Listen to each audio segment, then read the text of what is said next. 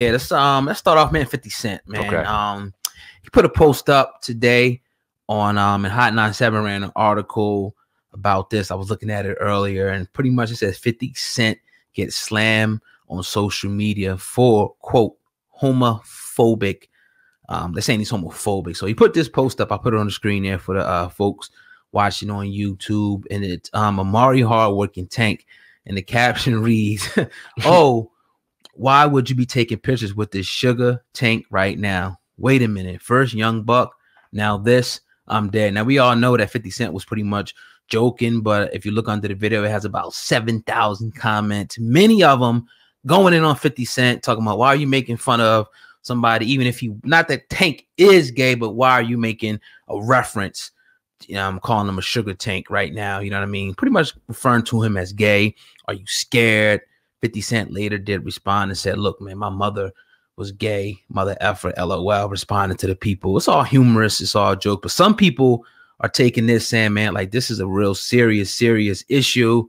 And they're really, calling for 50 Cent's head on this one. What do you think about this particular event that happened today? I don't think anything of it because I lived in 2006. I lived in 1994. I lived in a day, basically, where this wasn't taken as seriously. Now, I'm not sitting here saying that being homophobic is right. I'm not sitting here saying being heterophobic is right, because we see a lot of heterophobic people out here nowadays, too. It's almost not cool to be heterophobic. If you are, you got to hide doing that shit. But anyway, I don't think 50 Cent meant any malice. He is somebody that goes on social media and jokes about everybody often. You got to have hard skin. If you deal with 50 Cent or if you're on 50 Cent's timeline, 9 times out of 10, he's probably making fun of you. But it's all in good games. It's all in good fun. I don't think that anybody should be taking this so personal. I didn't see the people that he was harassing over money sitting back going, asking for his head, saying he needed to be canceled this, or anybody else that he joked on saying that he needed to be canceled with this. So I don't understand why now that this particular demographic of people feel as though he's joking on them, that now he has to be canceled. It's just a little bit of victim. Yeah. Smell like a victim to me. I just think that, in the day and age that we're in, man, like you said, we grew up where it was, looked at, to be that word GAY. It was kind of looked down upon. And I think there's been a lot of negative things that happened to those people. Obviously, we've seen it. I mean, being harassed and, definitely don't, condone or agree with anybody being discriminated against, Absolutely harassed, beaten for being, homosexual or gay or anything like that. But sometimes when 50 Cent, his demeanor, kind of like the Instagram comedian, he's just joking around about this thing. I think a lot of people take this type of stuff too far. But I mean, he has to know, though, that when you put something up like this in this day and age, that you're going to get this type of response from people calling for this, calling for that, saying you're homophobic and things like that. He has to know that. But then again, his defense is, look, my mother, I had to deal with my mom, being, quote unquote, homosexual, as a child and growing up. So, I mean, it is what it is. You take it with a grain of salt. I mean, I would know that if I would make a joke like that and I was a celebrity like 50 Cent of his status, you're going to get a lot of backlash. But ultimately, I think it'll go away. I think that you're right. I think that he knew 100% that he was going to get the backlash. And I think that he 100% did not care, because him saying sugar tank should not be taken seriously. It should not be taken as a bash.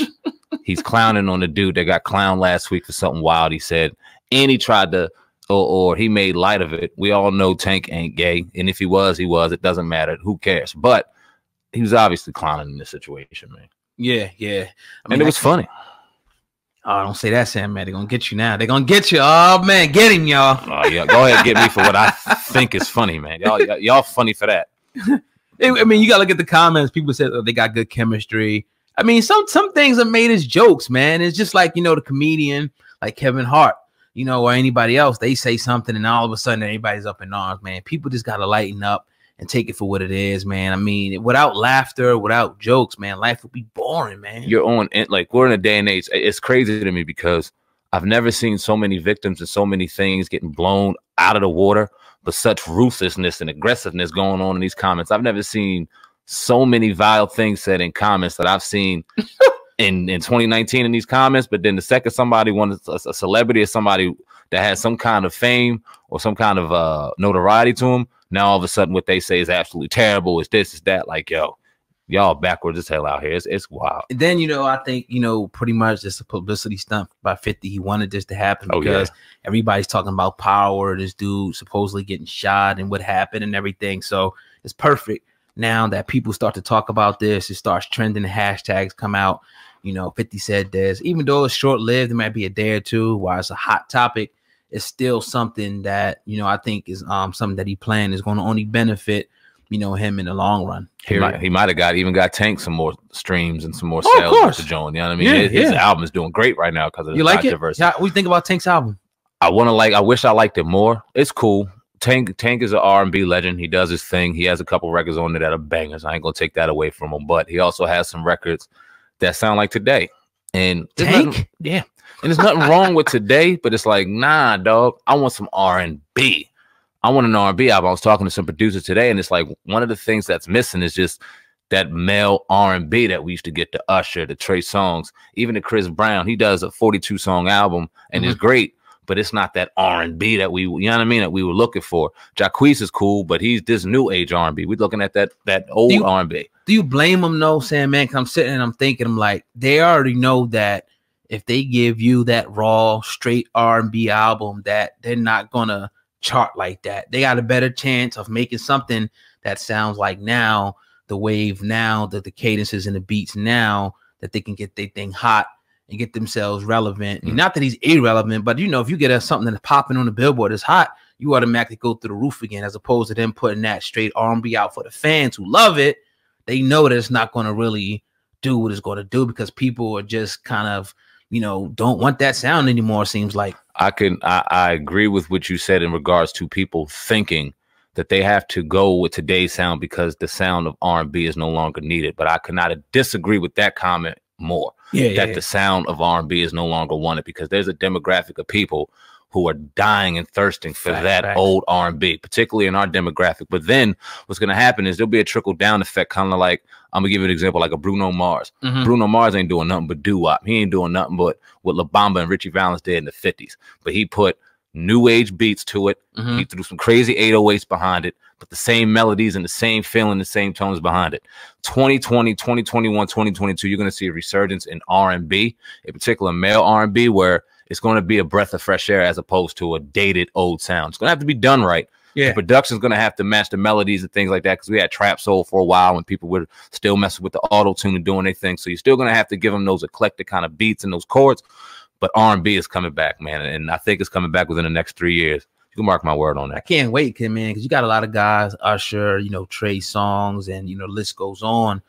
You just kind of just want to hear those albums again and not see them conform so much and try to, match today's sound, man. It gets sickening sometimes. It gets corny. It gets watered down, and it's not a need for it because music is music, man. You can create great music and timeless music no matter what you're doing. And for some reason, R&B fell off, whether it be because they weren't charting anymore, they weren't giving it as much attention. Right. Some reason the R&B singers strayed away from it because financially it wasn't appetizing to them anymore, but it has to come back, man. It's a need for it. Yeah, definitely, man. But you're tuning into the Hip Hop Uncensored podcast today with your brother Sam Manton, old God over here. You're tuned into episode 257. If you're loving the content today, don't forget to hit that 5-star rating. Don't forget to subscribe to the podcast so you will be alerted as soon as we drop a new episode. Now, news came in today, Sam, man, according to reports that the U.S. government prosecutors made a request to the judge to seize Rallo's jewelry collection. Now, the DEA pretty much is alleging that the jewelry collection that Rallo owns is allegedly part of the drug empire that Rallo had in Atlanta. Now, a while ago, I can't remember how long ago it was, but we reported that Rallo was pretty much arrested. The feds have been watching him, and they brought him in for pretty much transporting marijuana, a lot of it, pounds of it, from California to Atlanta. And they're pretty much saying this is how he was able to buy, the jewelry, the cars, not the music.